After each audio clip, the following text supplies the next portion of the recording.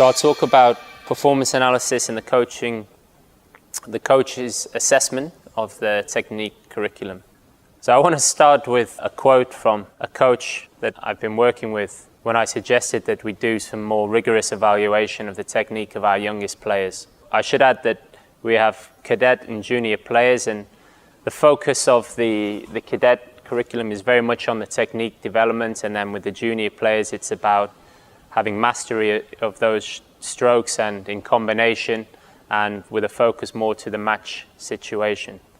So when I said this to the coach about using high-speed quality video, try and do some quantitative analysis as opposed to just qualitative work, he looked at me like I was mad, and he said, "You can't quantify table tennis technique. That's not what we do in table tennis. It's about the coach's experience, blah, blah, blah, and observation.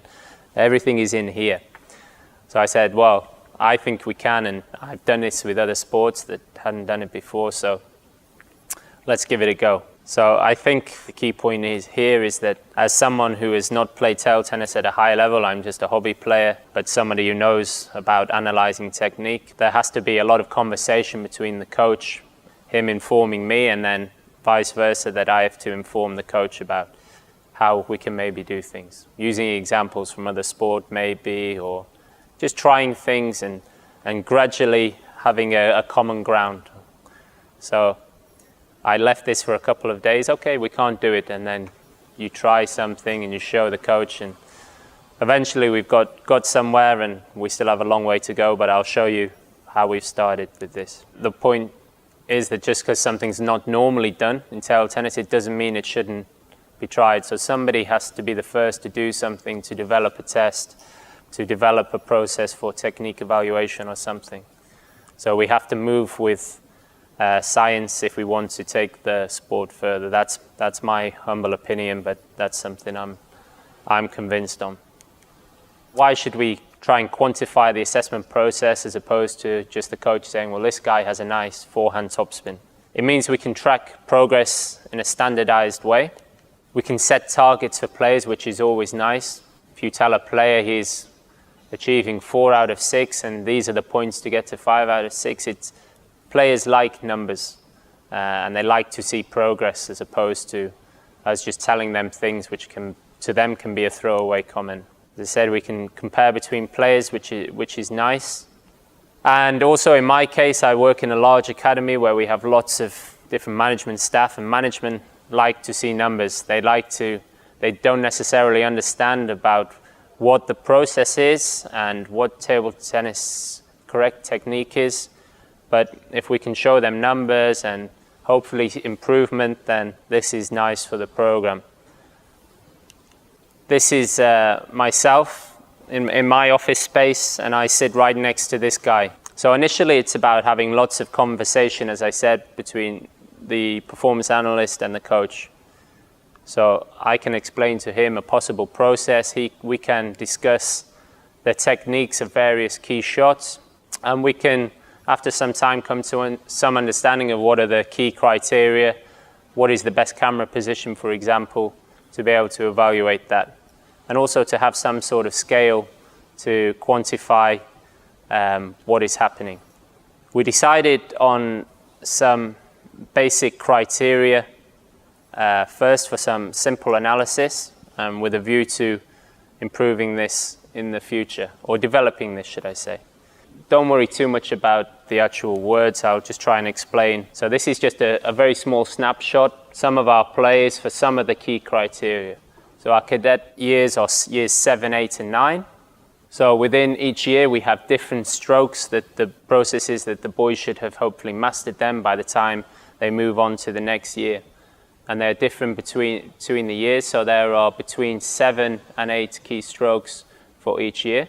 We identify the key points for each of the techniques to be analyzed, and then we have a scoring system based on the video.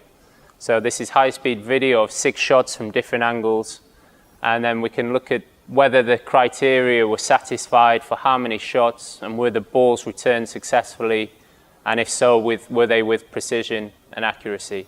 So we can have a scoring system from 2 to 5, or it's actually ineffectively from 1 to 6, but none of our players are at the level where 6 would be, for example, the cadet boys that are achieving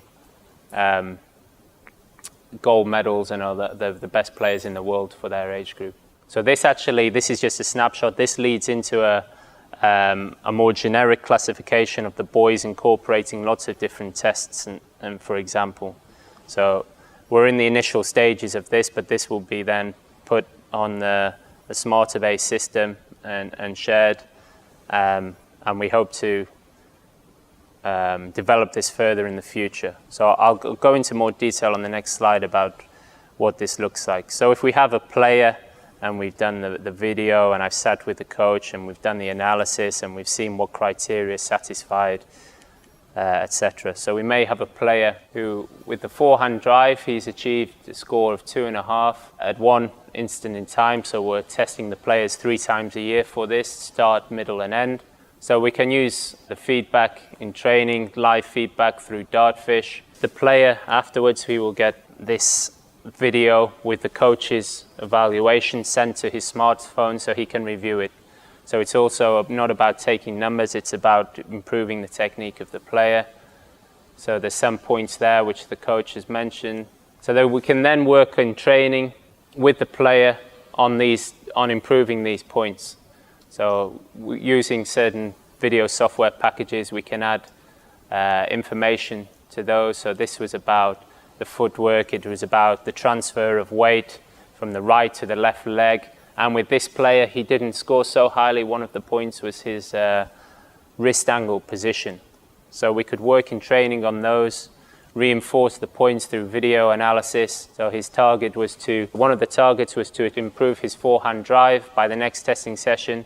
So we wanted this to improve to 3.5, I think we set the target. And he achieved this by working hard in training on some key points. So then we go back to the testing stage, we test him and we reevaluate and we try any areas of perceived weakness, then we try to improve. So that's the process. So future direction, what I've done with other sports, I've used motion analysis systems such as Vicon quite extensively. I've worked with national goal squads with football for kicking analysis. And this is a lot more rigorous. We get a lot more information. However, we don't want to suddenly go from nothing to full-blown motion analysis for all our players. This is maybe a future direction. And we've done this successfully with other sports. So hopefully in the future we can do this with table tennis. But it's about getting the basics sorted first and developing them to do some more rigorous work in future. And that will also lead to some nice applied research. So we actually have done some pilot testing with using Vicon motion analysis system, and we're working on some projects, some virtual reality projects actually in association with the university. So maybe in the future I can tell you a little more about that. If you are a coach, are you open to new ideas, for example, as this coach was? So if you can't quantify technique, I think you can. Are you open to discussion? Yes. Okay, let's do something. Don't be afraid to have the difficult discussions, as they may be the ones that lead to some good work happening. So it may be that you have some heated discussion with your coach to start with, but if you are adamant that you can help, there's no reason, if you have a good working relationship, you cannot get some good work happening. Because ultimately, if you're a sports science or a coach, you're both there to try and help the athletes, the players develop. So does anyone want to ask any questions or discuss things from this example? Come on, you must have at least one question. The first thing the first thing I would say to the debate is, you need to be in a box. Like you're saying, you're a coach. I'm not a coach, I'm a player. Yeah. I still pursue to be as good as I can be, given the physical and where I am in the chronological clock. But can I coach? Yeah, I would say the 35 years that I've involved in a degree in sports science. What I would say is what you're working on is fantastic, but your average coach back in England, this is, the school I've taught in recently works with the Norwich City Football Academy. Yeah. And all what you're talking about is the boys that attend the school, this is the processes they go through. But this is so far removed from coaches wouldn't. The guy that's the coach is somebody who gives 2 nights a week and turns up for 2 hours. Okay. And it's phenomenal. There needs to be a stepping stone to encourage people who have played or in each of the countries at a level to want to become the coach, to take this on board, and then the benefits are without doubt. But you're right in everything you say. You have to start somewhere. Well, our coaches are full time, and it's, you know, initially it was about lots of observation of training and matches and just casual conversations with the coach over dinner, and my perception of the game and how coaching works in table tennis is a lot different to how it was when I first started. And coaching in table tennis is a lot different to other sports I've worked with. You know, I appreciate a lot the work of these guys because they work very hard. It's long hours. There's no shortcut to player development. It's countless hours at the table, many balls with a bad back, and these coaches are very dedicated and work very hard. So I'm very happy to be working with them. But I can give you this example to say that initially there was not so much support for the concept, and now, you know, I will do things with the coach and he will say, oh, that's fantastic, you know, this is really helpful to have, for the player to have the video live in training from different angles, to be able to take out his smartphone after and review the video with the coaching points on there to reinforce.